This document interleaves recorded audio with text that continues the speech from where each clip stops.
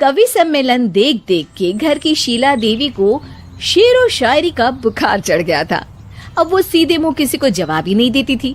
उनके पति और उनका बेटा तो काम करने घर से बाहर चले जाते थे और उनकी शायरी झेलनी पड़ती थी बहू रेणु को। अब सास बोलती नहीं, अर्ज करती थी, संदूक पे रखी संदूक, संदूक में रखे झुमके, बहू झुमके निकाल के दे मेरे, कहाँ लगा रही है ठुमके। माँ जी, झुमके तो आपके निकाल दूंगी मैं, लेकिन आपके दिमाग से ये शायरी का भूत कैसे निकलेगा? छोटे लोग नहीं समझेंगे, शायरी है शौक बड़ा, तू अपने काम से काम रख, मेरे काम में मत टांग अड़ा। शौक अलग बात है, लेकिन हर चीज में अपना शौक डाल देने से जग हसाई हो सकती है सासू माँ। अरे मैं हूँ एक नंबर कलाकार, कोई ऐसी वैसी बला नहीं, तुम घर के कामों में उलझी, समझोगी मेरी कला नहीं। ठीक है माँ जी, आप नहीं समझती तो कोई बात नहीं, लाओ मैं आपके झुमके ही निकाल कर दे देती हूँ। बहू सास के झुमके निकाल कर देती है और वहाँ से चली जाती है। शाम को बहू अपने पति से शिकायत करती है, सुनिए जी, आप माँ को कुछ समझाते क्यों नहीं? अरे क्या समझाना है माँ को? अरे अपनी शायरी थोड़ी कम करे ना। अरे तुमको उनकी शायरी से क्या दिक्कत है? अरे मुझे नहीं, पर पड़ोस में सब लोग हंसते हैं, कहते हैं बुढ़ापे में लोग सठिया जाते हैं, लेकिन शीला जी तो शायर हो गई हैं। अरे लोगों का काम है कहना, लोगों की बातों का क्या टेंशन लेना। अरे वाह, मैंने भी शेर कह दिया, वाह वाह वाह वाह। देख लो, तुमसे किसी ने कहा नहीं और तुम्हारे सामने कोई माँ की बुराई नहीं करता तो तुमको फर्क नहीं पड़ रहा। अरे तुम खामखा की बात का बतंगड़ बना रही हो। चलो चाय बना कर ले आओ मेरे लिए, साथ पियेंगे, कोई ढंग की बातें करेंगे। रेणु चाय बनाने लगती है। पहले वो अपने पति को चाय देती है, फिर सास को और आखिर में अपने ससुर को। लेकिन वो देखती है कि ससुर जी कुछ परेशान से हैं। क्या हुआ ससुर जी, कोई बात हो गई है क्या? अरे तेरी सास बात बात पे शायरी करती है। कल मैंने पूछा कि खाना खाया तो तेरी सास ने क्या जवाब दिया पता है? अरे गलती की और आरोपी ने कोड़े खा लिए फटाफट, खाना तो नहीं पर पकोड़े खा लिए झटाझट। अब बता क्या जवाब दूं इस बात का? वो तो सभी से शायरी में ही बात कर रही हैं, मुझे भी समझ में नहीं आता कि क्या करूं मैं। बेटा उसको उसी की भाषा में जवाब देना पड़ेगा।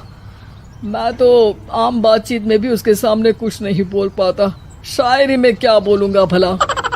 ससुर ने जैसे ही कहा कि उसको उसी की भाषा में जवाब देना पड़ेगा, बहू को ये बात जच गई। अगले ही दिन वो शायरी की कुछ किताबें लेकर आई और शायरी की प्रैक्टिस करने लगी ताकि सास को उन्हीं की भाषा में जवाब दे सके। उसने दिन रात एक कर दिए। एक दिन सब साथ में बैठकर टीवी देख रहे थे, तभी रेणु सबके लिए बिरयानी बनाकर लाती है, लेकिन सास को बिरयानी भाती नहीं।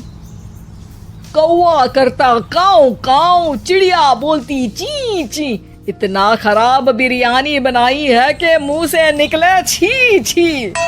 बस इसी मौके का तो बहू को इंतजार था, क्योंकि अब बहू सास को उसी की भाषा में जवाब देने के लिए तैयार थी। माँ जी, हमको अपनी ये बेकार शायरी ना सुनाइए, जैसी भी बनी है बिरयानी चुपचाप खाइए। ससुर जी और रेणु के पति ने रेणु का जवाब सुनते ही जोर से ताली बजाई और सास ने जब रेणु का शायराना जवाब सुना तो उनके गले में बिरयानी अटक गई।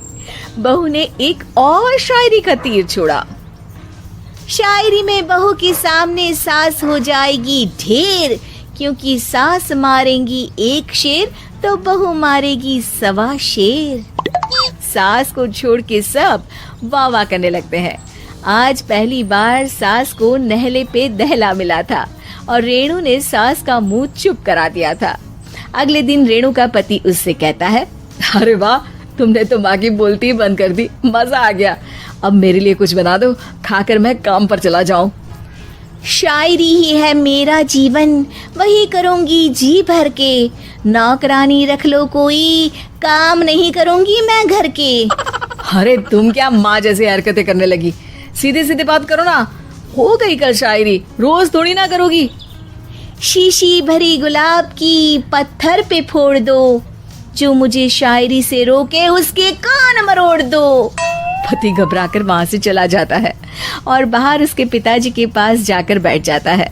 दोनों अपनी बीवियों की शायरी से परेशान है। ससुर को पछतावा होता है कि क्यों उसने बहू को सास की भाषा में ही जवाब देने का आइडिया दिया। अब तो घर में दो दो शायर हैं। दोनों एक साथ दुखी स्वर में कहते हैं, हम दोनों की ही बीवियां जब से शायर हो गई है, क्या बताएं, जिंदगी एक फटा हुआ टायर हो गई है।